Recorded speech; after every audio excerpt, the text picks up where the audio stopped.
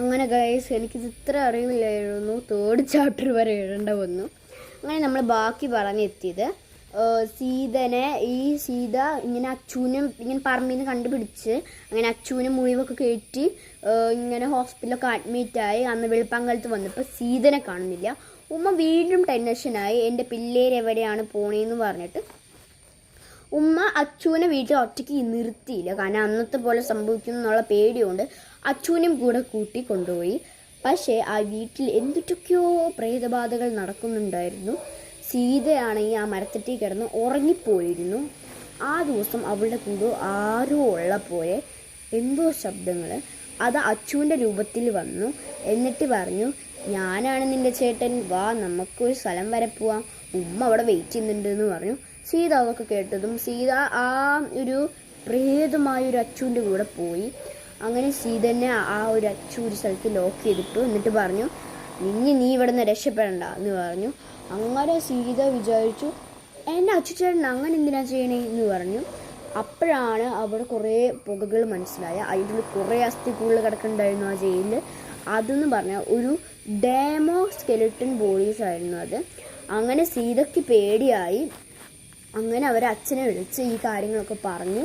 പക്ഷെ പുതിയൊരു സ്ഥലത്ത് ഒരു ഷിഫ്റ്റാക്കി ഒരു വീട് പുതിയത് പണിതു. ഈ കാടിലും മേടിലും ഒന്നല്ലാതെ നല്ലൊരു വീട്. അവിടെ കുറേ വീട്ടുകാരും തൊട്ടടുത്തുള്ള ബന്ധുക്കളും ഉണ്ട്. അപ്പം അച്ഛൻ ആ ഒരു വീട് ഓർഡർ ചെയ്തപ്പോഴേക്കും ഉമ്മ കരയുവാട്ടോ.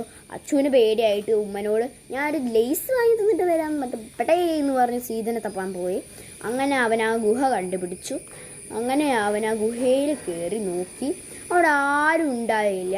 അങ്ങനെ അവൻ കുനിഞ്ഞ് ആ പ്രേതത്തട്ടിയുള്ള ആ ജയിലിൻ്റെ അടുത്തിട്ട് പോയി. ഇപ്പോൾ സീതനെ അവൻ കണ്ടുപിടിച്ചു.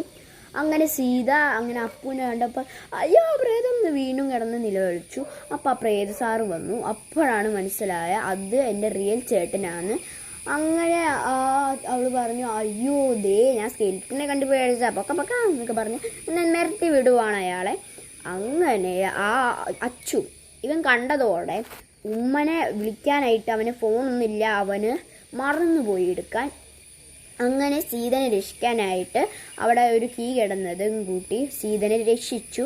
അങ്ങനെ ആ നേരത്തെ ആ പ്രേതാത്മാവ് പോലത്തെ ആ ഒരു വേറൊരു രൂപത്തിലുള്ള ആ ഒരു അപ്പു കുറേ നേരം ഇങ്ങനെ നോക്കിക്കോട്ടോ അവിടെ ആരെങ്കിലും വരുന്നുണ്ടോയെന്ന്. പക്ഷേ അതുകൊണ്ട് അവനെ എടുക്കാൻ പറ്റില്ല. പക്ഷെ ആ ഒരു അപ്പു എന്ന് പറഞ്ഞാൽ ആ പ്രേത അപ്പുവിൻ്റെ ശ്രദ്ധ തിരിഞ്ഞതോടെ അവൻ അവളെയും കൊണ്ട് ഓടി.